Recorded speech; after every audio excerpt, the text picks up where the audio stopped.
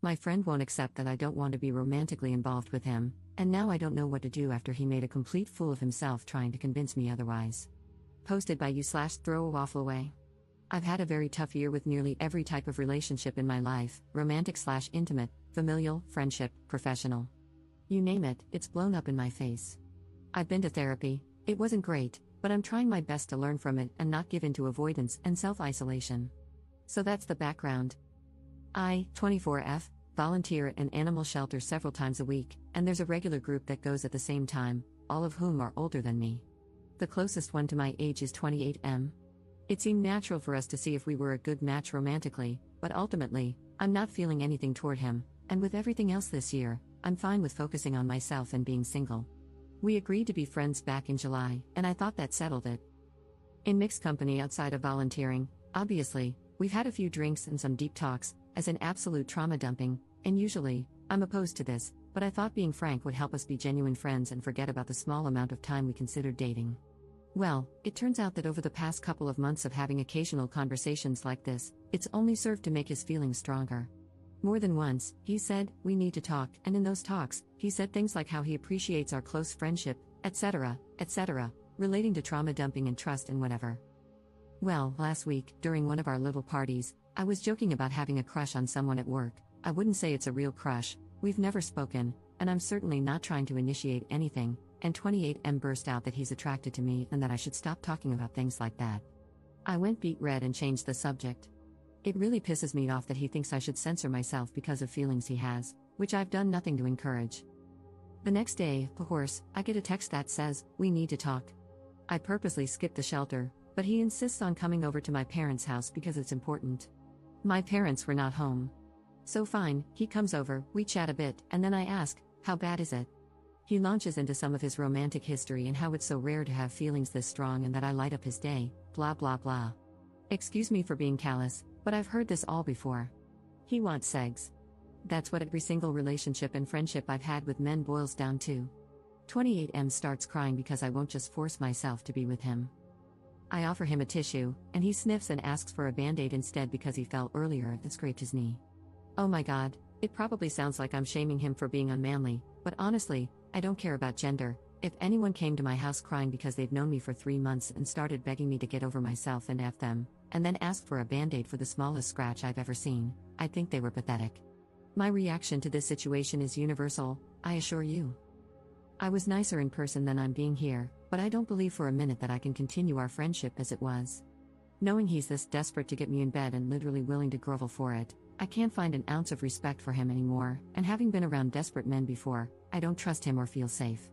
He's latched onto one of my favorite hobbies, crochet, weird, right, and is trying to make plans incorporating that, but crochet is my favorite way to clear my mind alone. It's pretty obvious that despite everything I've said to him, he's betting on patience and ingratiating himself to me by asking me to teach him and make things together. He's playing the long game to get his willy wet.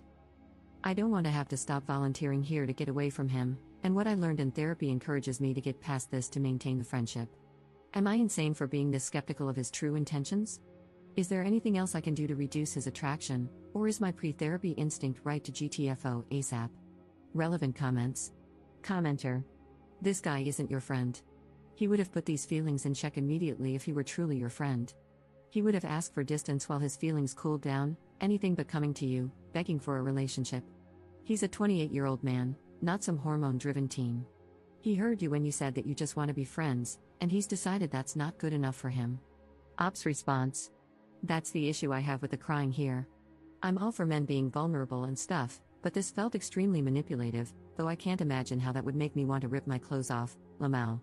I wasn't nice in how I described my feelings toward it, but I've seen Reddit pounce on stuff like that. Sure enough, a couple of comments came through, and I'm pretty heated that one of my first attempts at friendship again ended up the exact same way, all about waiting for me to give in. Here's another potential attack point for the internet. I guess I'm pretty, whether or not I wear makeup, so I've pretty much always been treated like this. Every guy friend I thought I had has gone there eventually. Even years later, it's I always had a crush on you, or I think I'm making a friend, but I get ghosted if I bring up that I like someone else. It's pretty clear my only value is having certain anatomy and a face that doesn't make people gag, and I don't have any empathy left anymore for situations like this. He never specifically said he wanted to F me, just be with him, but I can't see any possibility that he means me as a human and not a sex doll after dozens and dozens of experiences. Commenter. Interesting, I thought therapy was usually helpful in setting boundaries. I feel like you should consider finding a new therapist if this one is encouraging you to maintain relationships with people who don't respect you or your boundaries. You did have a hand in his trauma bonding with you, another sign that your therapist is failing you. Find a new animal shelter to volunteer at. If there isn't another one in your area, you should consider finding a different place to volunteer if you enjoy contributing to your community in that way. But maintaining any kind of relationship with him at this point is just plain stupid.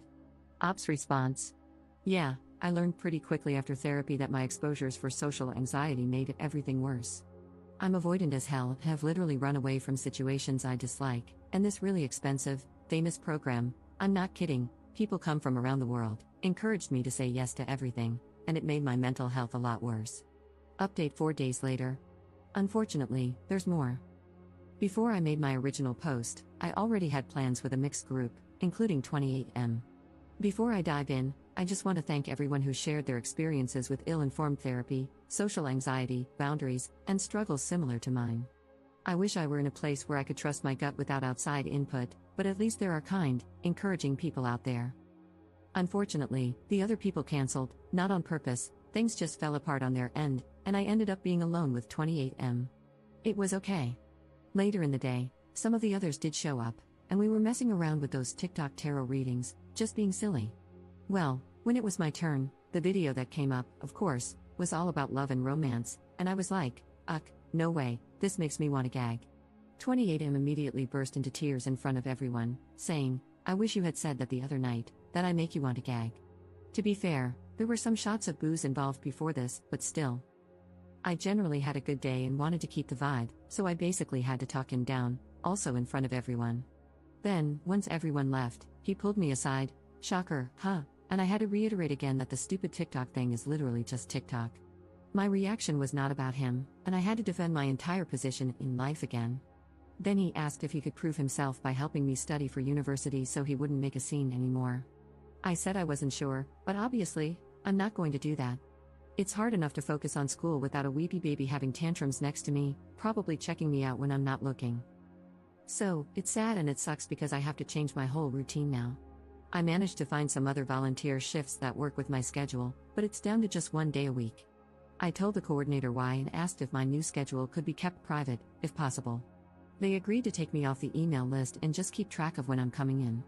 I feel bad complicating her job and ditching the other volunteers, but at least I still get to see the animals I've grown attached to. I alluded to this being a pattern in my life in my previous post and comments, but truly, this guy takes the cake. He really believes that every single thing I say revolves around him, like he takes up space in my head. Well, he does, but in a negative way. This week, things seriously escalated on his end, and I'm already tired of it. Surprise, 28M. I've actually lived an entire life without you, and I will continue to do so. Sorry you're so insecure that your life can be totally encompassed by someone else this easily. It's sad, but I doubt he will change.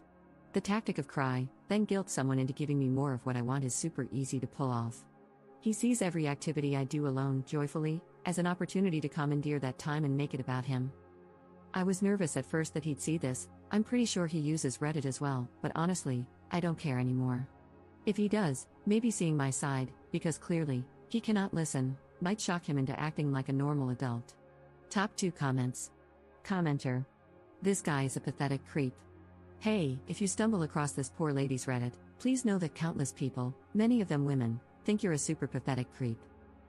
You did not deserve to have this guy ruin something you enjoyed, either. I hope he gets abducted by aliens and returned to his creepy home planet. Commenter. Nothing is going to shock him into acting appropriately. He needs therapy, he needs to be brutally honest about his behavior with his therapist, and most importantly, he needs to be willing to do the work to change his behavior for good, which he won't do.